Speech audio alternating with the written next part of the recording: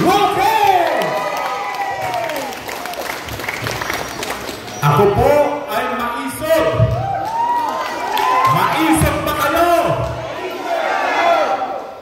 Kinakailangan po maisog sa mga panahon ngayon.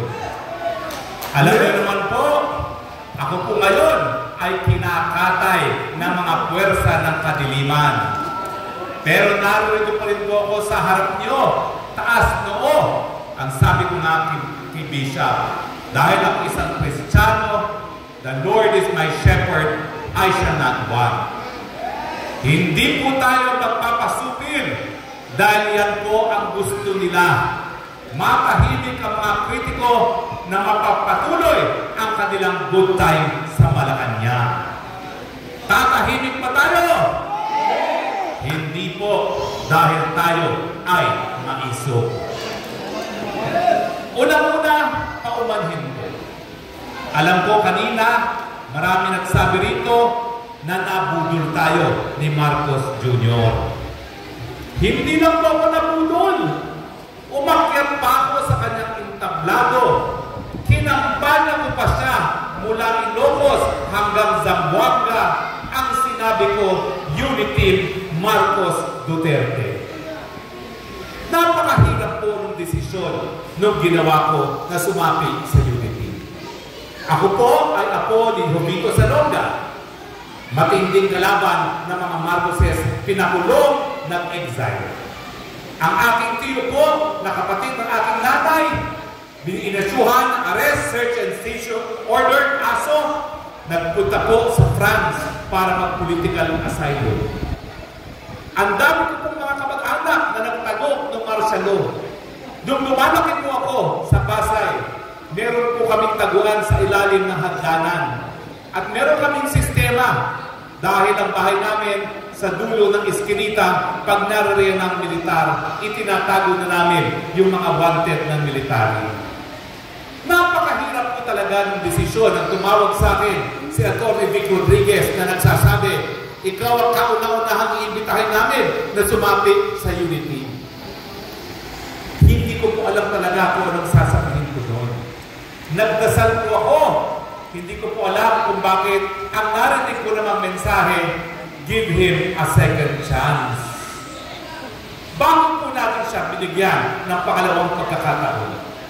Dahil gaya po ng sinabi ng kanyang super ate to the president ay ni Marcos, bihira po yung binibigyan ng pangalawang pagkakataon para malinis ang pangalan ng kanyang pamilya sa kasaysayan ng Pilipinas. Ang buong akala ko, nung sinabi niya na ang solusyon sa lahat ng pagsubok sa ating buhay bilang mga Pilipino ay ang pagkakaisa, ang sabi ko, baka naman itong mamang ito ay sincero. After all, sino kasi ng bayan? Talagang bumalik sa politika. At ngayon, baka naman iwawasto niya ang imahe ng kanyang pamilya. Pero ano pong nangyari? Dalawa lang po ang pinangako niya ng kampanya, pagkakaisa. Isang taon pa lang po ang nakalipas, anong ginawa nila? Linapa po nila si VP Sara. Dahil sa pagnanais nila na yung kanyang pinsan, yung Mr. Espeker, ang siyang pumalit bilang pinakamataas na opisyales ng ating bayan. Ang akala ko, babaguhin ang kasaysayan, ang katotohanan, uulitin lang pala nila ang madilim na araw ng Marcos Sr. At yan ay naging malinaw nung nais nilang sirain.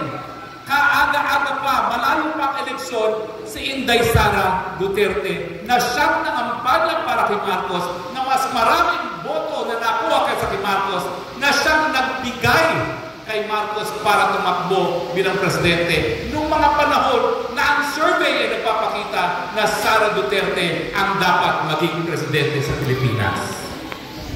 Hindi lang po yan isang taong walang utang na loob.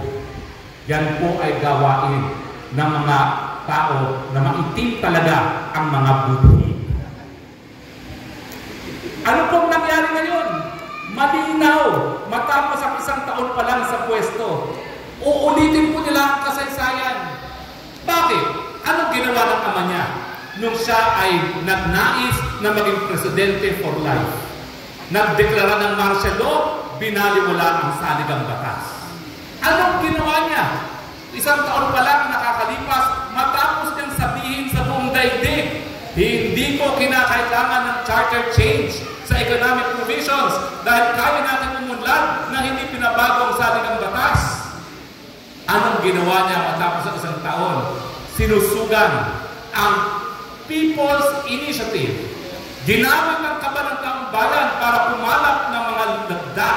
At hindi lang yan ang nais nilang baguhin, mawala ang boto ng mga senador pag binago nila ang saligang batas dahil ang gusto nila buwagin ang Senado, buwagin ang Presidente, palitan ng Prime Minister dahil si Tambaluslos hindi mananalo bilang Presidente. Tama ba yan o mali?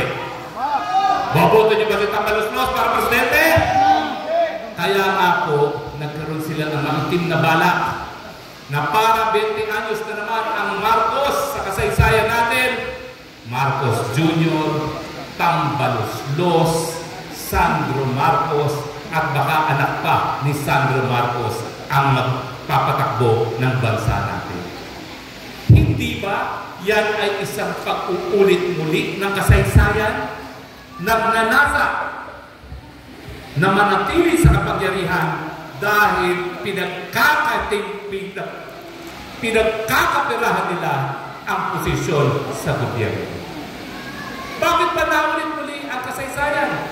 Hindi ba ang Marcos Sr. isinuka dahil siya ay lumabag sa karapatang pantao? Kinulong ang mga kritiko, sinarado ang mga istasyon ng media na kritikal sa gobyerno. Anong ginawa niya matapos ang isang taon pa lang na naging presidente?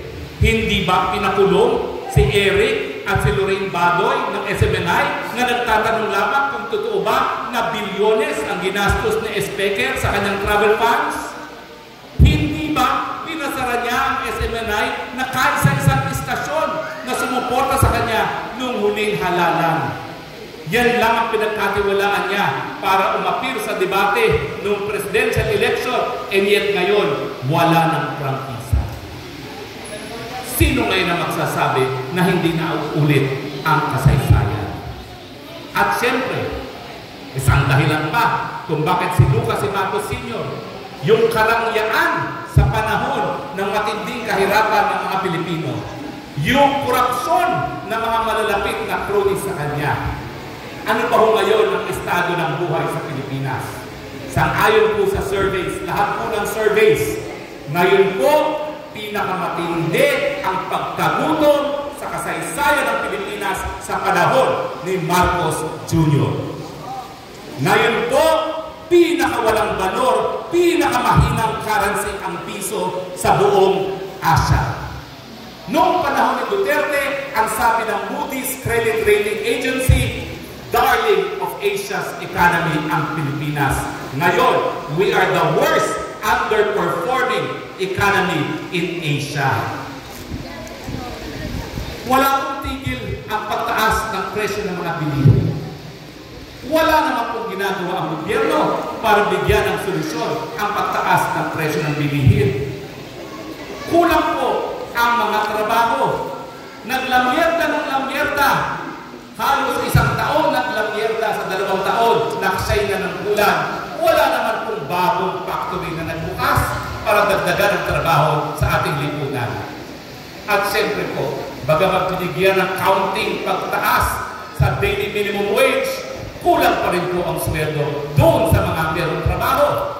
At ang sabi po ng Philippine Statistics Authority, nabawasan pa po ang hanay ng may trabaho sa buwan ng Mayo kung ikukumpara sa buwan ng Abril. Hirap na hirap ang taong bayan. Anong ginagawa sa palasyo? Fashion show dito, party dito, inuman dito, manhid sa kahirapan ng sambayanan. Tama ba yan? Kaya nga po, ako ngayon, humihingi ng patawad. Mali po ako na ako'y nag-akala na babaguhin niya ang imahe ng kanyang pamilya. Nasa dugo pala ang pagiging diktador. Nasa dugo pala ang pagiging manhid. Nasa dugo pala ang kawalan ng pag-ibig para sa bayan. Pero ngayon ako po'y nagsisisi na. Ngayon po ako'y nagsasalita dahil bilang isang abogado, sinabi ng Korte Suprema, nung sinuka natin si Marcos Sr. na dineklara ng COMELEC na siyang nanalo doon sa staff election at napatagpik siya sa pamamagitan ng people power, ang sabi ng Korte Suprema, yan ay legal. Ayon sa sabi ng batas, dahil ang soberenya nasa kamay ng taong bayan.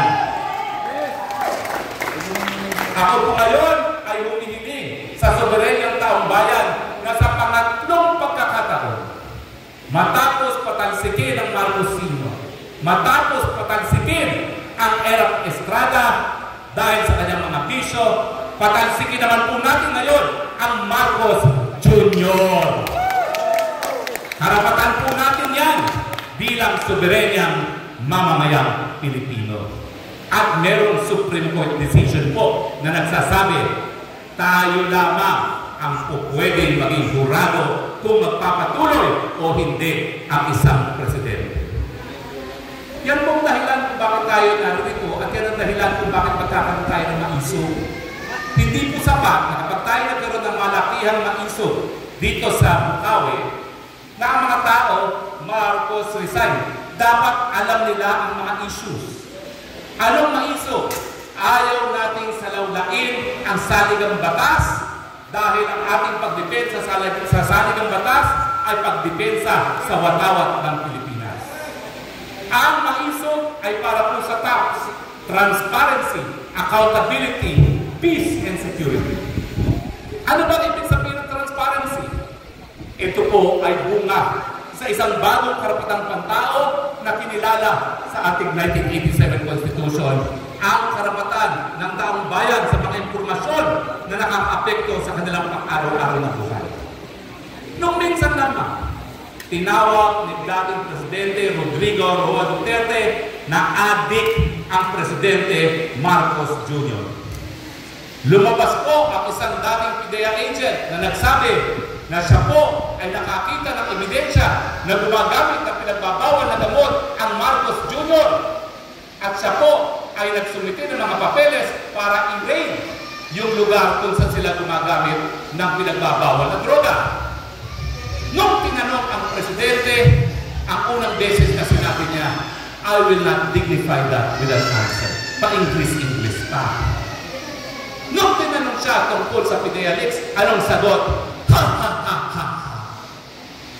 Mr. President, hindi po kakatawa, hindi po nakakatawa ang tanong kung ikaw ay adik. Bakit po? Dahil pag ikaw ay presidente at wala ka sa tamang pag-iisip, po pwede kong kalagkarin ang Pilipinas sa isang gera na wala namang interes ang mga Pilipino para mamatay. At yan po ang nangyayari ngayon. Mantakin nyo, siguro yung tama pang pag-iisip niya, ang sabi niya, ipagpapatuloy niya ang pulisiya ng intimidating panglabas na relasyon na sinimulan ni Presidente Duterte. Lahat sila kaibigan, wala tayong kalaban. Pero nagpunta lang ng Amerika, pagbalik, ang kalaban na ay China. Alam niyo po, again, abiso. Parang may kinalaman po ako dyan. Dahil bago siya umalis, binigyan ko siya ng memorandum na sinang-ayunan ni Presidential Legal Counsel Juan Ponce Enrile at ni Justice Secretary Remulla. Ang sabi ko, huy, Mr. President, wala pang desisyon ng Korte Suprema ng Amerika tungkol dun sa immunity ng mga sovereign o pwede silang arestuhin. Pero ang pinakamataas na desisyon ay ginawa ng Court of Appeals. At yun ay sa kaso ng iyong ama. At ang sabi ng US Court of Appeals, hindi ka po pwede bigyan ng sovereign immunity sa mga kriminal na mga bagay-bagay dahil ang immunity ay para sa mga legal at sovereign acts lamang. Kaya siya po ay nademanda at pinagbabayad ng bilyones ng dolyares para sa mga pag-abuso ng karapatang pantao noong panahon ng martial law.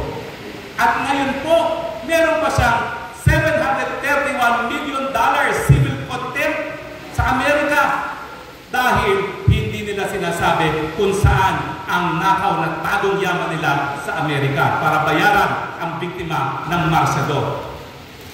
Ang sabi ko, bago ka umalis, kumuha ka muna ng suggestion galing sa State Department na ihahain dun sa hukuman kung saan meron kang pending civil contempt. Abay, nagsang-ayon naman siya.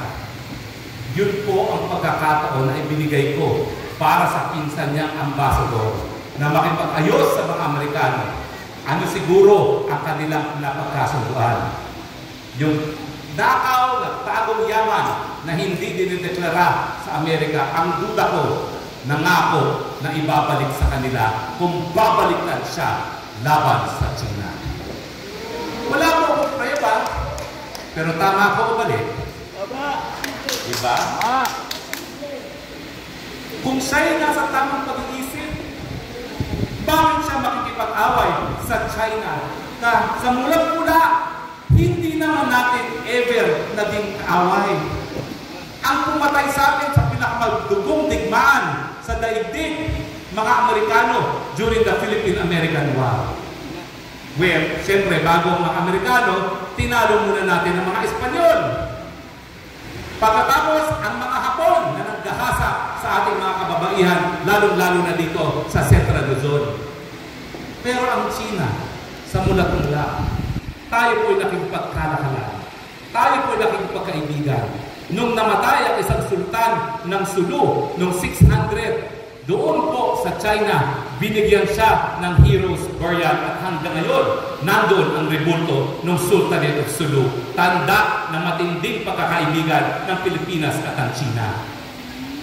Bakit niya pagagamit ngayon ang mga base militar natin na wala man lang bayan para gamitin ng mga Amerikano na nais supilin ang paglago ng China? Bakit na papayagang mamatay ang kasundaluhang Pilipino sa isang causa at interest na wala namang kinalaman ang mga Pilipino? Dahil sa masamang relasyon ngayon sa Pilipinas, ano nangyari? Itong ekonomiya natin, wala, patay. Kalahati na lang ang saging natin na na-export sa China. Rini-reject na ang durian natin. At wala na tayong kahit anong puhulang nakukuha sa mga Chino at zero na ang mga turistang bibisita rito dahil ginawa nilang kaaway lahat ng Chino. Espiya, ahente ng China ang tawag nila. Yan ba ay nasa isang tao nasa tamang pag-iisip? Wala po kaming pakialam kung siya ay adik, kung hindi siya presidente. Pero dahil siya ay presidente, nakaka-apekto po sa kanyang pag-iisip at pagdesisyon para sa bayan ang pagiging drug addict. Bakit naman accountability? Dahil hindi po matatapos itong kultura ng korupsyon na hindi pinarurusahan ang mga korap. Bakit po ang number one smuggler na gusto imbestigahan ng ating mababang kapulungan ginawa pang special envoy to China? At bakit napakalapit niya sa ilang mga nangangalakal ng asukal na nakakapagpasok sila ng asukal maski wala pang sugar order galing po sa National Sugar Authority? Yung peace and justice, yan naman po tungkol sa kapayapaan na dapat merong katarungan. Bakit ka makikipag-usap ng kapayapaan sa mga teroristang CPP-NPA na nangongolekta ng revolutionary taxes, na pumapatay ng kapwang mahihirap na Pilipinong kasundaluhan, na sila po nagpapataw ng parusa na hindi dumadaan sa isang tamang paglilitis, na nagpipilit sa mga kabataan at sa mga katutubo na maging mandirigma laban sa gobyerno? Bakit ka ngayon makikipagkampihan sa legal front ng mga teroristang CPP-NPA? At siya na rin ang nagsabi, pulbus na ang mga teroristang yan, bakit ka ngayon makikipag-usap ng kapayapaan? Wala pong nais na mawala ang kapayapaan. Ang pinagtataka ko lang po, nakikipag-usap ng kapayapaan sa mga terorista, and yet, nagsisimula ng gera sa isang bansa na hindi naman natin dapat maging kalaban. Ito po ang pakay natin sa maisip. defend the flag and the Constitution, transparency, accountability, peace, and security. Bakit po? Dahil po hindi po tayo maninindigan.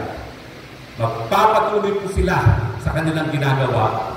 Pasasa sa gobyerno, ang gobyerno ginawang negosyo at wala pong pananagutan sa taong bayan. Maninindigan ba kayo? Manang, maisang ka ba? Well, sige po. Magkita-kita po tayo sa malawakang pagtitipon natin. Ang hinihingi ko lang po, sana po ang mga dadalhin yung mga maisog na intindihan po issue. Dahil hindi tayo dapat na bagsak lamang gaya ng mga terorista sa CPP-NPA. Maninindigan po tayo dahil alam natin ang issue, alam natin ang pinakabuti para sa ilang bayan. Maraming salamat po!